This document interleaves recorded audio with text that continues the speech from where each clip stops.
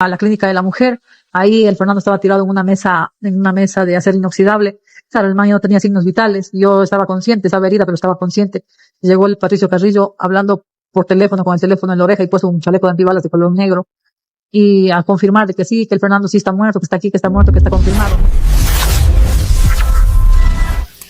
Y el magnicidio de Villavicencio entra a otra etapa, y estas etapas son las que ya la Fiscalía debería de haber conocido. Pues no se allana a nadie, no pasa nada, y están metidos algunos enredos allí, entre el silencio y las sombras del poder. Parece una telenovela, ¿no? A ver si producción le pone así una música, ¡tan! Entre el silencio y el poder. La telenovela que llevó a la muerte a un periodista candidato a la presidencia. ¡Chalán! Es que hay que darle dramatismo porque esto es como un drama. Ecuatorianos hasta ahora no solucionan el problema.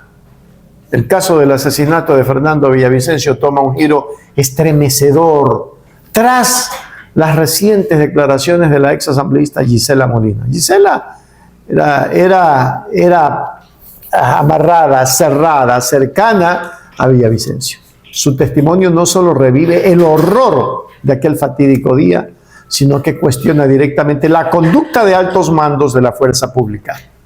Molina reveló que minutos después del crimen en la clínica de la mujer, el exministro Patricio Carrillo y el excomandante de la policía Fausto Salinas capturaron fotografías del cadáver de Villavicencio en condiciones inhumanas. Este acto, lejos de parecer un procedimiento estándar, levanta serias sospechas sobre el manejo de la escena y las verdaderas intenciones de quienes debían garantizar la justicia, sugiriendo una posible manipulación de la narrativa desde el primer instante. Vamos a mirar. Un testigo clave que no fue tomado en cuenta por la Fiscalía General del Estado rompe el silencio y brinda detalles del asesinato de Fernando Villavicencio. La ex asambleísta Gisela Molina confiesa que el ex comandante general de la policía, Fausto Salinas, y el ex ministro del Interior y general en servicio pasivo, Patricio Carrillo, tomaron fotografías al cadáver de Villavicencio minutos después del crimen. Cuando a mí también a rastros me llevan a la clínica de la mujer, ahí el Fernando estaba tirado en una mesa de acero inoxidable. Claro, el man ya no tenía signos vitales. Yo estaba consciente, estaba herida, pero estaba consciente. Llegó el Patricio Carrillo hablando por teléfono, con el teléfono en la oreja y puesto un chaleco de antibalas de color negro. Y a confirmar de que sí, que el Fernando sí está muerto, que está aquí, que está muerto, que está confirmado. Llegó el comandante general en ese entonces, Fausto Salinas, puesto el traje ese cuadriculado, y le tomó fotos al Villa ahí tirado en la mesa, tal como estaba en las condiciones más inhumanas. ¿Por qué los candidatos a la Asamblea Nacional de ese entonces, del Movimiento Construye, abandonaron el mitin político y salieron por la parte trasera del Coliseo, del Colegio Teodoro Anderson? ¿Acaso llegó una alerta del atentado en contra del ex candidato presidencial? El diario Primicias ocultó información relevante sobre el magnicidio de Fernando Villavicencio. Lo que no sabías, chochólogo, chochóloga, y seguramente desconocías, es que un medio de comunicación te estafó y ocultó esta información tan sensible que revelamos el día de hoy. Y no solo eso, sino que posicionó una parte sesgada y descontextualizada del interrogatorio ilegal que ejecutó el coronel Suaz Navas, hombre de confianza de la exfiscal Diana Salazar Méndez y el agente del FBI, Scott Pigra. La finalidad de ese interrogatorio era forjar los testimonios de los sicarios para incriminar al correísmo en el asesinato de Fernando Villavicencio. Lo lamentable es que esta información estuvo en manos de periodistas y medios de comunicación ecuatorianos. El medio de comunicación Primicias fue el primero en acceder a este documento y lo reportó de esta forma. Por favor, déjelo que fluya. Negando la verdad, ocultando el soborno y concentrándose en lo que su modelo editorial obligaba. La culpa es de Correa. Quiero que tomen apunte de esta noticia, mis queridos amigos. Así fueron las entrevistas que hizo el FBI a los sicarios que atentaron contra Fernando Villavicencio. Titulaba el diario Primicias. En una entrevista, o en una nota, en un reportaje que fue publicado el 19 de septiembre de 2025. Primicias expone los hallazgos de este documento que acabo de presentarlos públicamente.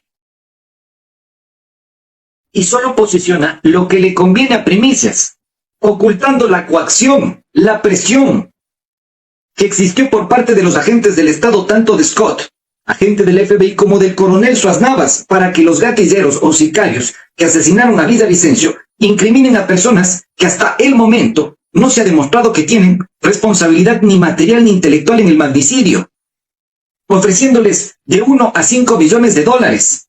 Esto violenta la cooperación eficaz, porque la cooperación eficaz no se basa en una transacción económica, sino en la reducción de la pena por la posibilidad de decir la verdad y cooperar eficazmente con las autoridades para tener una investigación y celeridad en la misma.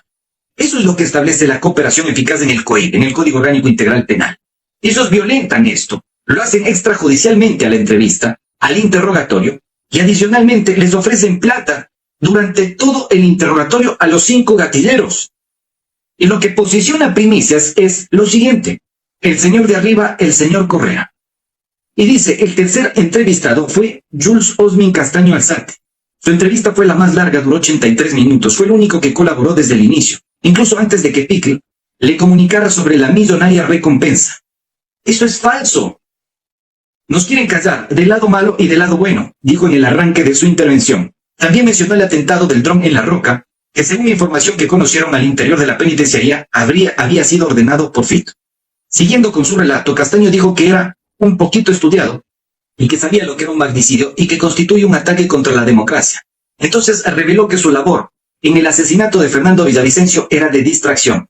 Esperó en una panadería cerca del colegio Anderson, donde fue el meeting del entonces candidato, y cuando sucedió el crimen prendió una moto de alto cilindraje que le habían dado y empezó a acelerar para hacer ruido. Entonces reveló que solo los 6 colombianos detenidos habían participado en el crimen, que la noche anterior se habían reunido todos los involucrados en una casa en el sur de Quito y que habían participado entre 20 y 30 personas.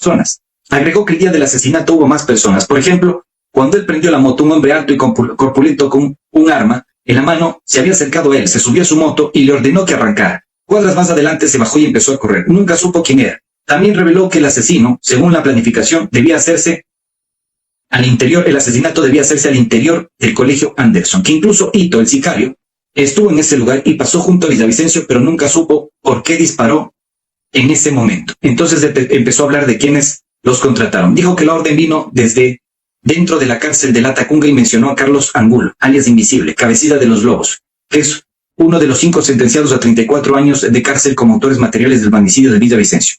Dijo que Invisible los llamaba siempre que desde distintos números de teléfono, y que les dijo que si eran arrestados en las elecciones nos vamos nosotros a la casa. Pickle repreguntó y Castaño aclaró que si ganaba el candidato Correa en las elecciones presidenciales previstas para octubre de 2023 iban a ser liberados. Los agentes intentaron ahondar en el tema, entonces Castaño relató que 2 días antes del crimen, la noche del 7 de agosto del 2025, recibieron una llamada de Angulo. Nos dice a nosotros que eso viene de parte del señor Correa. Eso fue lo que tituló, lo que publicó y lo que difundió Primicias. No habló nada de la coacción. No habló nada de la oferta millonaria, no habló nada de la presión, no habló nada de que fue un conversatorio extrajudicial, un interrogatorio extrajudicial.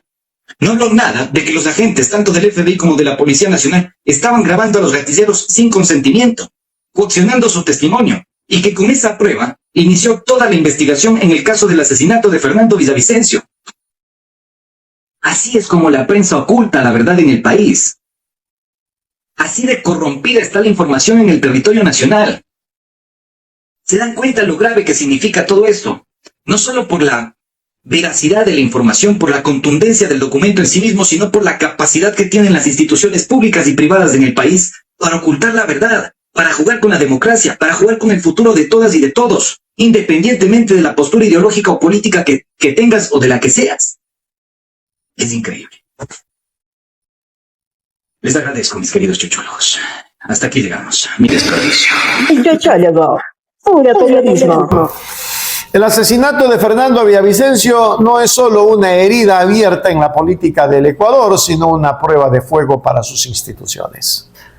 Las revelaciones sobre la toma de fotografías al cadáver, las supuestas coacciones del FBI y el ocultamiento de información por parte de medios influyentes y hasta de sus propios familiares dibujan un panorama donde la verdad parece ser la principal víctima. solo una fiscalía independiente y una cobertura mediática sin censura podrán garantizar que el juicio de junio no sea un cierre forzado, sino el inicio de una verdadera rendición de cuentas para un país que clama por justicia frente a un magnicidio ocurrido que mañana podría ser cualquiera de nosotros. ¿Cuál es la información que tenía don Villa para que le haya pasado eso? ¿Por qué tomaron fotografías del cadáver para certificar que ya estaba muerto? Ahí se las dejo. Razonen, ecuatorianos. Pero le echaron la culpa al correísmo. Estábamos cerca de elecciones. Alguien más tiene una mano muy poderosa en el crimen organizado que la metió ese día. Hasta ahí llego, los leo en los comentarios. Suscríbete ya. Hechos Ecuador. Suscríbete ya. Hechos Ecuador, la verdad está ahí. No te pierdas nada. Cada día algo nuevo. Conéctate al canal y mantente informado. Siempre estamos aquí para darte lo mejor. Hechos Ecuador, claro, la verdad sin temor. Hechos Ecuador.